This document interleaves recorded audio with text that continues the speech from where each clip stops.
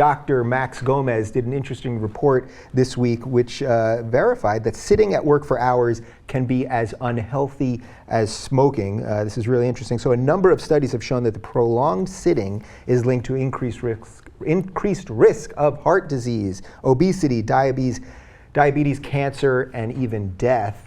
I guess this doesn't really surprise me. So this is just a culmination of a bunch of studies, and then he did a report on it.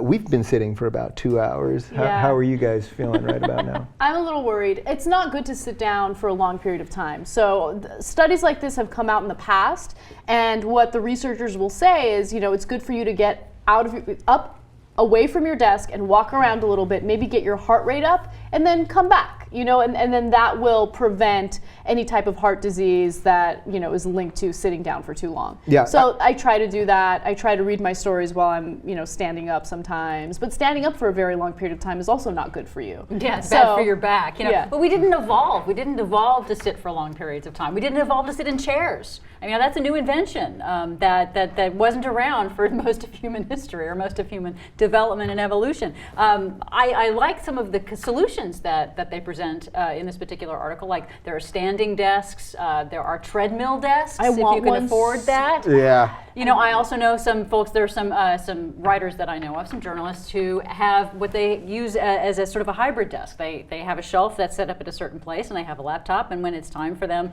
to move and take a different, they just stand up and put it up on the top part, and then they start working from standing up. And they set an alarm to remind them to get up. So it seems like there are strategies that you can work around with this if you try. Yeah, I think people think that there's something about being sedentary, that if you're just sitting there, that the real risk is that it's going to make you fat. But it's not just about weight. It's actually your heart pumping blood, your cardiovascular health, your and a series of things. Yeah. You sit on a ball here. Yeah, I started sitting on a large ball like 2 years ago or something, and it's supposed to be good for your spine. It's supposed to be good for your core.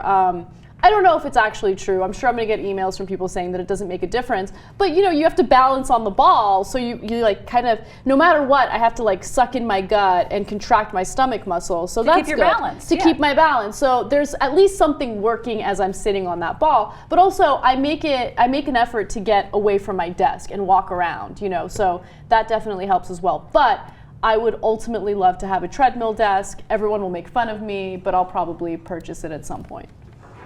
Yeah, I think that for a lot of people that's not really an option for them, unfortunately. Yeah. Let's say you work at an office where if you got up every hour, you'd get in trouble for taking too many breaks. Right. So I think we also have to deal with the issues of the situations at work when people don't have quite that much freedom to be able to take care of themselves and take the kind of breaks that they need.